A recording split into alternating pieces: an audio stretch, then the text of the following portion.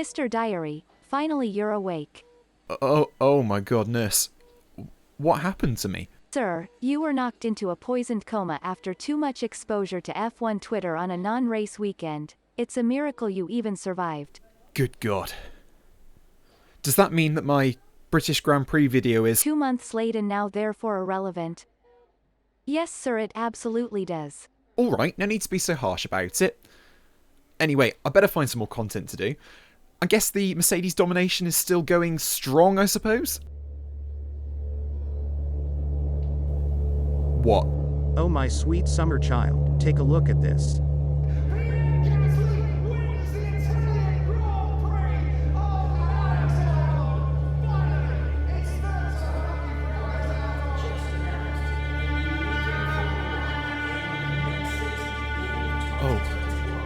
Oh my God. Alex got a podium! So quite a bit has happened in the world of Formula 1 since I've been away, and unless you've been living under the rock, you'll know that the latest piece of this news is that Honda will be pulling out of Formula 1 at the end of the 2021 season. This of course leaves Red Bull and recent race winners AlphaTauri without an engine supplier for the 2022 season.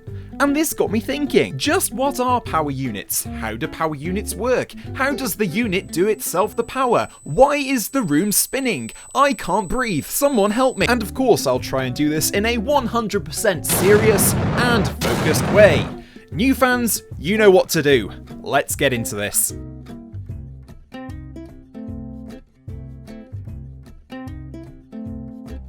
Okay, so pretty much since their invention, automobiles and cars in general have needed something to make them go. Traditionally, racing cars have also needed engines that make them go fast. It's only natural then that Formula 1 engines have always been on the cutting edge of engine technology. Like for example, the old Renault V10 was so advanced that you could play imperialist propaganda through it.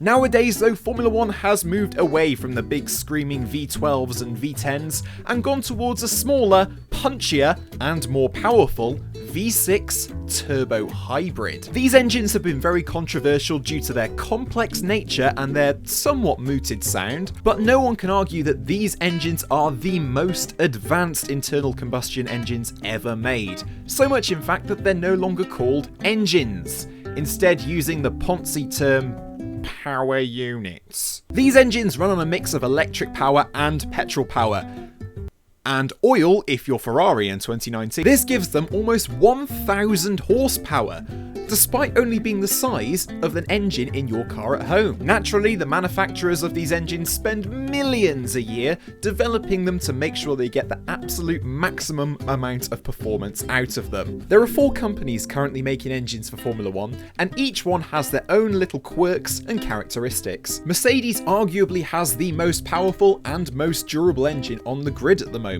They absolutely nailed the regulation change in 2014 when these engines were first introduced, and their advantage, while smaller than it used to be, is still very much present. 3 teams currently run the Mercedes power unit, with the 4th in McLaren set to join in 2021. These are Aston Martin, Mercedes, obviously, and Williams, bless their little hearts. It's safe to say that Mercedes' dominance of the power unit side of their car isn't going away anytime soon. However, with all the freezes due to the coffee boy, maybe other companies will begin to catch up, such as yes, Renault, traditionally a byword for speed and reliability in the V6 turbo hybrid era of Formula 1. Oh yeah, I forgot. Bahrain 2019. Yes, whilst it's true that Renault engines of the past have been more like ovens than power units, recently the Renault engine has made some gigantic steps forward, to the point where it's actually almost as powerful as the Mercedes in low downforce trim. The Renault engine is currently run by Renault,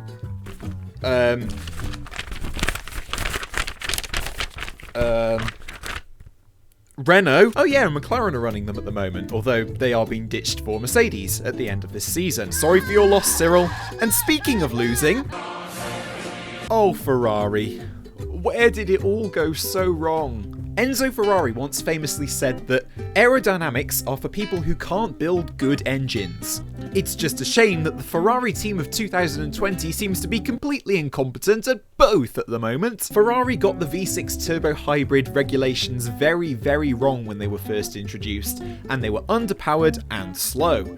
However, they made significant progress in the following years, to the point that in 2018 and 2019, they were actually faster and more powerful than Mercedes. Sadly, it turned out that a significant proportion of these gains were made through tricking a fuel sensor illegally, something the FIA investigated and found insufficient evidence to support. Things don't look like they'll get much better for Ferrari until around 2022 when the rules reset comes in for the aerodynamics. But who knows, maybe they'll be able to pull out an upgrade from nowhere at the start of the 2021 season using their development tokens.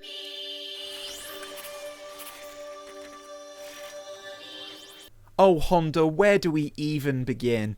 Honda came back into Formula 1 in 2015 as a supplier of engines for McLaren, and it's safe to say that their first few years went absolutely swimmingly. They were so unreliable and slow that they ended up getting ditched by McLaren for 2018, who then picked up the unreliable and slow, at the time, Renault engines. However, Red Bull and AlphaTauri / Toro Rosso took Honda under their wing and worked with them together to make an engine that could actually genuinely win races. In fact, with Pierre Gasly's win in Monza, Honda are now the only power unit manufacturer on the grid to have won a race with two different teams. Not even Mercedes have managed that.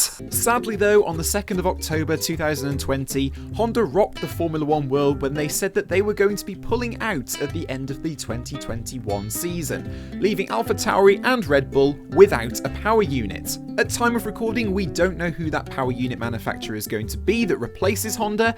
However, with it being Red Bull, we can either guess it's going to be Renault, or they put Alex Albon in the back of Max's car and tell him to run as fast as he can. A sad end then to what could have been a very, very promising future for an F1 engine manufacturer. Rest in peace, Honda. You will be missed. Either way, that's going to wrap it up for this video, guys. Sorry it's a little bit shorter than my previous ones. I'm going to try and make as much regular-ish content as I can, but obviously I am working full-time at the moment in a new job, so I'm doing my best to put out content when I can. So I just ask you to please bear with me, and hopefully you will enjoy the content that I do put out. Please do remember to like, subscribe, and of course hit the bell icon if you want to be notified of future videos that I make, because God knows you're probably going to need them. And what motorsport related thing would you like me to make a totally serious video on next? Let me know in the comments section down below. See you in the next one, guys.